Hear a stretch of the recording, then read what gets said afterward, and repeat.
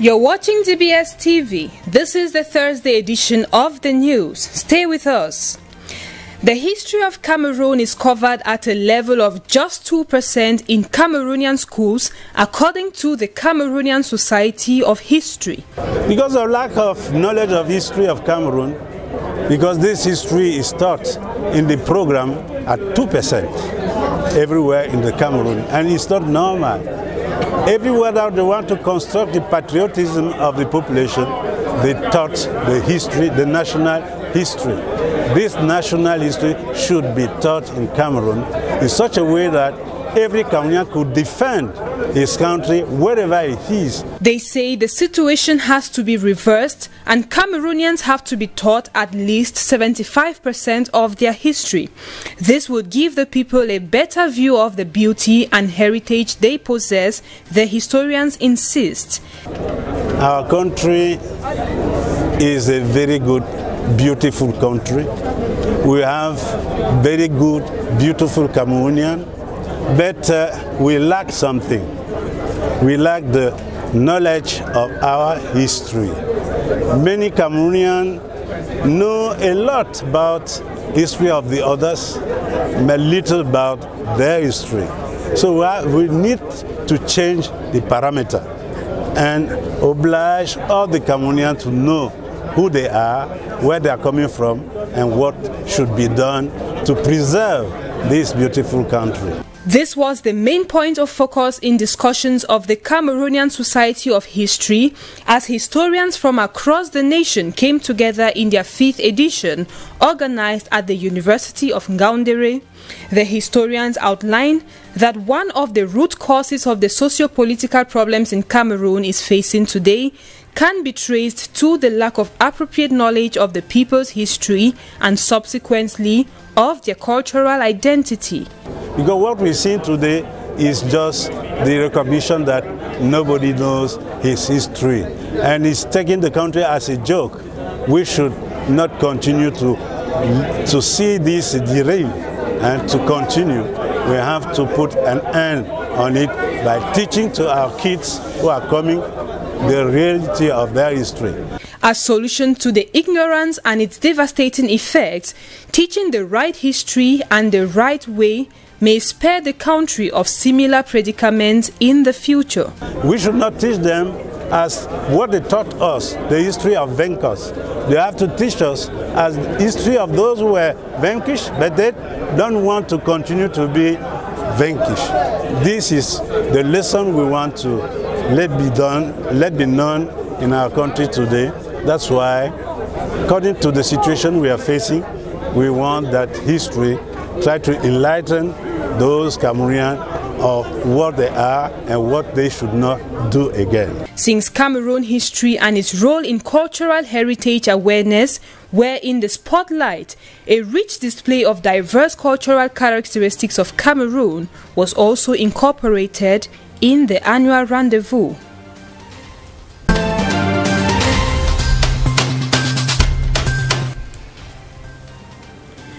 The evaluation of progress of construction works on infrastructure to receive the 2021 AFCON in Cameroon and the state of transfer of resources from the Debt Reduction Development Contract C2D and the West Region of Cameroon was the mission of Minister Celestine Kecha-Coutez of the Ministry of Housing and Urban Development as she undertook a work visit to the West Region on Wednesday, December 2. It was a wonderful occasion through the mobilization that the governor made by bringing on board mayor, civil society, STO, in order for us at this special period, end 2020, to make the evaluation on what has been done on the project that has been transferred to the local authority, and then to prepare 2021. After visiting the construction sites of the various infrastructures,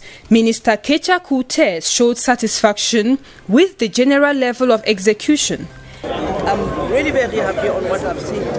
Many projects has been achieved. After visiting the various divisions of the West Region in her national tour, The minister was also opportune to launch Operation Clean City in Bafoussam. For her, it is a challenge, but it is not impossible for Bafoussam to get the Clean City award, considering that the town had gotten it before when she was mayor. It was a very pressure to me also to launch, as I did in the south last Friday, to launch Clean City here in Bafoussam, and I know that West Region have used to. When I've been mayor, so I many times receive the prize of the Clean City. So they have used to, and we have shared their experience to put on the national program that we have prepared with UN Habitat. This competition is taking place at a national level in accord with the National Hygiene and Sanitation Campaign and in prelude to World Habitat Day. Winners at the divisional levels would have to face those from other regions of Cameroon, from which national winners would emerge.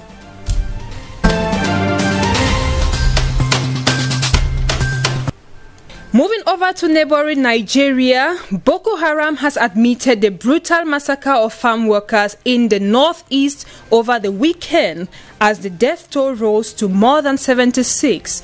The terror group said the attacks were carried out in retribution for farmers cooperating with the Nigerian military.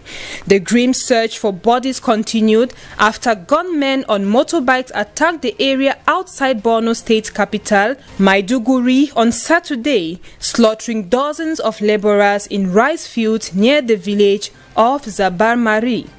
It was initially unclear which Boko Haram factions was behind the assault, but the main group loyal to Saudi leader Abubakar Shekau said in a video that it was responsible for what happened around Maiduguri in recent days, especially in Zabamari.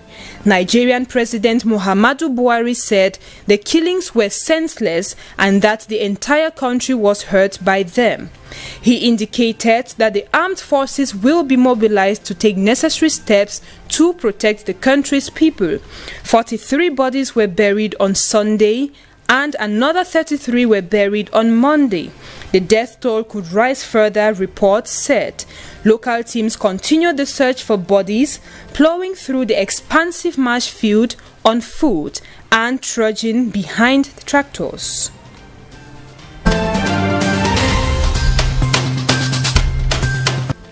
In Togo, after more than 48 hours of arrest and several hours of interrogation, opposition leaders Brigitte Kafui Adjamakbo Johnson and Gerard Doji Josu are still in police custody at the Central Intelligence and Criminal Investigation Unit. They are charged with criminal conspiracy and breach of internal state security. Brigitte Johnson is accused of being in possession of some documents relating to the alleged plan to destabilize the country. According to the prosecutor's statement, she was previously the subject of legal proceedings relating to similar facts and placed under judicial supervision, a move deemed unjustified, disguised as criminal proceeding, according to her lawyer.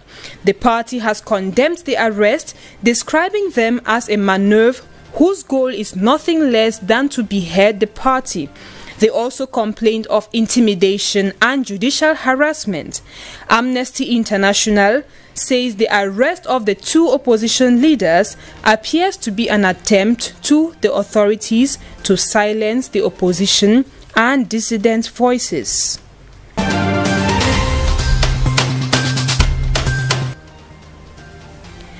Ethiopia has granted access to the United Nations to reach out to the northern region that desperately needed humanitarian aid following a month of war that led to the killings, injuries, and displaced large numbers of people. The agreement was signed on Wednesday, December 2, by Ethiopia's peace minister, coming 4 weeks after Prime Minister Abiy Ahmed sent in troops and warplanes in a campaign targeting leaders of the region's ruling party, the Tigray People's Liberation Front. Meanwhile, one of the reception camps in Sudan housing Ethiopian refugees fleeing conflict in the northern Tigray region, is becoming overwhelmed. According to some people in the Rakuba camp, scramble to find adequate shelter and enough food. The war, which broke out on November 4, is believed to have killed thousands, sent more than 45,000 refugees into Sudan, displaced many more within Tigray, and worsened suffering in a region where 600,000 people were already dependent on food aid even before the crisis. The UN office notes that some 2 million people in Tigray need assistance, making food, fuel and cash to go short of supply.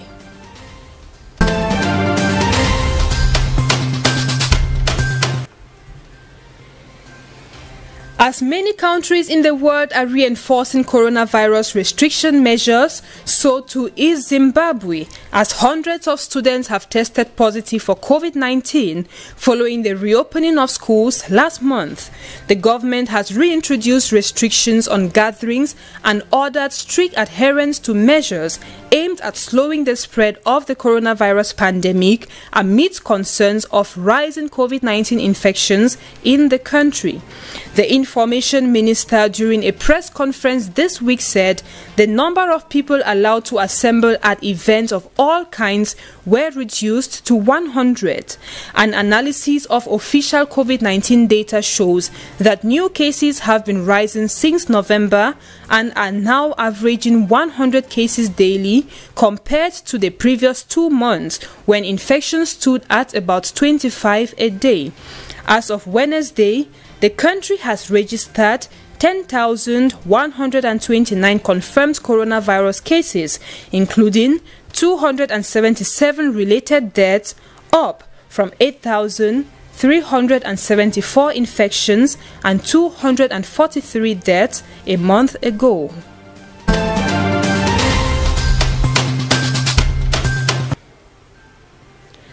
The United Nations and France, in a virtual conference on Wednesday, December 2, declared that an emergency aid fund will be set up to help Lebanon cope with reconstruction after the Beirut port blast. French President Emmanuel Macron and UN Secretary General Antonio Guterres announced the creation of a relief fund operated by the UN, World Bank and the European Union to provide food and medical aid and pay for port reconstruction. The explosion came amid an unprecedented financial meltdown worsened by the COVID-19 pandemic-related closures that has brought soaring inflation, poverty and unemployment. Lebanon's government stepped down after the August 4 blast, and the designated head of state, Saad Harari, has been unable to arm a new cabinet. Even before the port explosion, Lebanon was already facing an economic crisis exacerbated by political instability. The world leaders, however, noted that the long-term economic support will depend on forming a viable new government and break ongoing political deadlock in Beirut.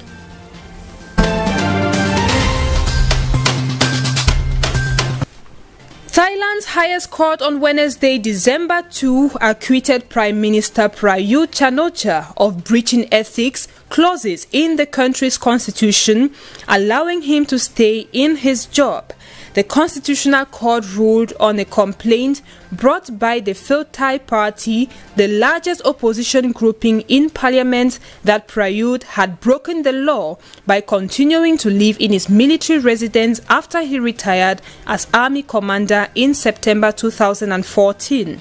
The complaint alleged that he broke constitutional articles barring government ministers from receiving special benefits from state agencies or enterprises because that would amount to a conflict of interest, whereas the court ruled that the top brass are allowed to maintain army housing after retirement in recognition of their service.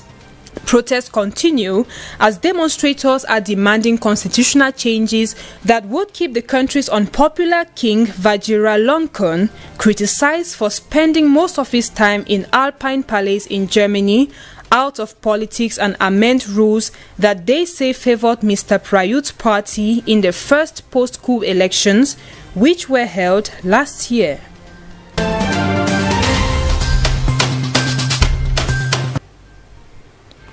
The United Kingdom has become the first Western country to authorize a COVID-19 vaccine, a landmark moment in the coronavirus pandemic that paves the way for the first doses to be rolled out across the country next week. Britain's Independent Medicines and Healthcare Products Regulatory Agency, MHRA, says that jab, which offers up to 95% protection against COVID-19 illness, is safe to be rolled out.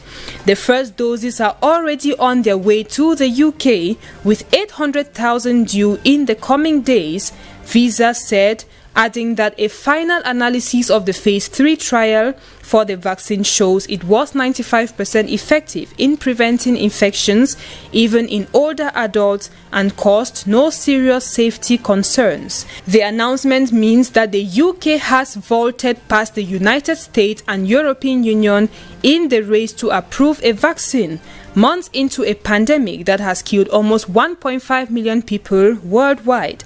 Prime Minister Boris Johnson called the news fantastic in a Downing Street press conference on Wednesday, saying that we are no longer resting on the mere hope that we can return to normal next year in the spring, but rather on a sure and certain knowledge that we will succeed and together reclaim our lives. But as a month-long lockdown was lifted across England, he urged the public not to get carried away with their optimism or falling into a naive belief that our struggle is over. The UK has already offered 40 million doses of the jab, enough to vaccinate 20 million people.